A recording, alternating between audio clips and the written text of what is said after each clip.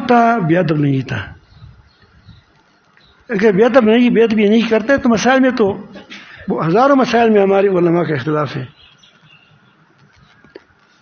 تو اس سے کوئی بات زیادہ وہ خرابی نہیں آتی. تو اس کے پاس اس کی چپلوس آئے. یعنی آپ نے دیکھا ہوگا جو کبھی مخالفتیں ہوتی ہیں تو ایک طرف سے بھی چپلوس آتے ہیں اپنے کو کیا آپ کے فلان ایسا ہے فلان ایسا ہے, دوسری کی یہ بھی کہتے ہیں کہ تمہارا مخالف ایسا ہے ایسا ہے. تو ایک چپلوس تھا اس کا شاگرد, اس نے حضرت امام حنیفہ رحمۃ اللہ کے خلاف کچھ باتیں کی اور بیکار باتیں کی, سخت باتیں کی. تب حضرت مولانا عبدالجبار غزنوی نے کہا کہ اٹھو, تم سے مجھے کفر کی بدبو آ رہی ہے.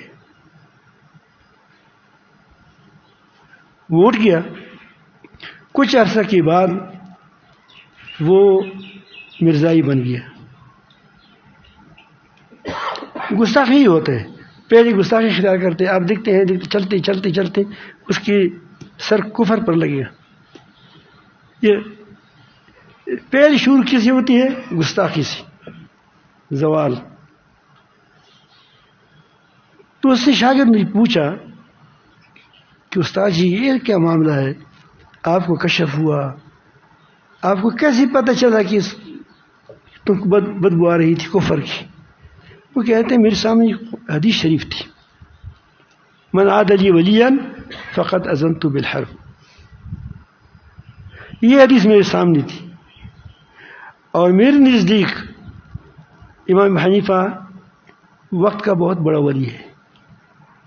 لیکن ضروری نہیں کہ اگر آدمی ولی ہو پھر اس کا ہر مسئلہ بھی اس ساتھ اختلاف بھی نہ کی جائے. مسئلے میں اختلاف تو ہوتا ہے, رائے کا اختلاف ہوتا ہے, لیکن رائے کی بنیاد پر, کیونکہ وہ تو ایسا نہیں ہے کہ قطعی فیصلہ ہو. ایک وہ بھی اس کی ایک بات اس کے نزدیک ٹھیک ہے, میرے نزدیک وہ اس کے نزدیک میرے نزدیک اولا ہے, بہتر ہے, اس کی اس نزدیک بہتر نہیں ہے. اس کی ایک بات ان کے نزدیک بہتر ہے, میرے نزدیک بہتر نہیں ہے. تو یہ ایسا مسئلہ نہیں ہے. یہ اجتہاد صحابہ کرام کے زمانے میں بھی تھا, یہ آپس میں اس کی بھی تھوڑی سی بعض باتوں میں اختلاف آتا تھا, لیکن تھا اللہ کا ولی. تو جب اس نے اس کی گستاخی کی تو میں سمجھ گیا کہ اس نے اللہ تعالیٰ سے لڑائی شروع کر دی. اور لڑائی میں پہلے انسان سے اس کا اسلحہ چھین لیا جاتا ہے. اب دیکھیے جب قومیں لڑائی لڑتی ہیں تو کیا کرتے ہیں, ہر قوم کی اسلحہ کو تباہ کرتی ہے. تو مومن کا بڑا ہتھیار کیا ہے؟ ایمان ہے. مومن ہے اس لیے مومن کہ اس کے اندر کیا ہے, یہ ہتھیار اس کے اندر کیا ہے, اس کے ساتھ ایمان ہے.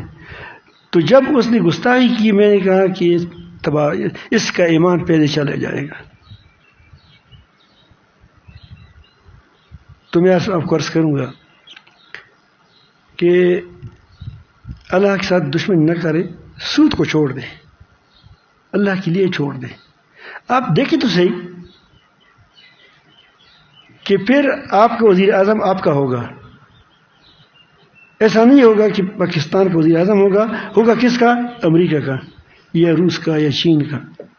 پھر آپ کا جنرل پاکستان کا جنرل ہوگا. وہ ایسا نہیں ہوگا کہ وہاں سے فارغ ہو کر کہاں جائے گا.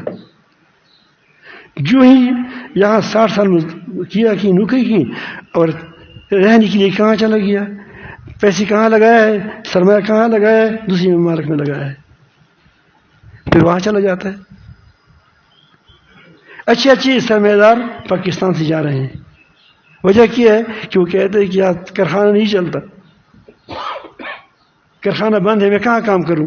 تو اپنی صلاحیتوں کے ساتھ, اپنی مال و دولت کے ساتھ دوسری ممالک میں جاتا ہے. آپ دیکھا ہوگا وہاں, تو وہاں وہ اپنی سرمایہ کاری کرتا ہے. بیچارہ مجبور ہے, کیا کرے. تو اچھے سرمایہ والے وہ بھی تم سے بھاگ رہے ہیں. کیوں؟ کہ تمہاری خیانتوں کی وجہ سے. اور اچھے ذہن والے لوگ کہ جن کو اللہ تعالیٰ بہت ذہنیت دی, اس کو تم نے پیچھے اس لیے کیا کہ تاکہ مجھے رشوت نہیں دے رہا ہے, تو وہ باہر جاتا ہے. تو جس قوم کے پاس نہ اچھے ذہن والے رہے, نہ اچھے سرمایہ والے رہے, کارخانے بند ہو تو دیوالی تو کیا ہوگا؟ یہی دیوالیہ ہوگا.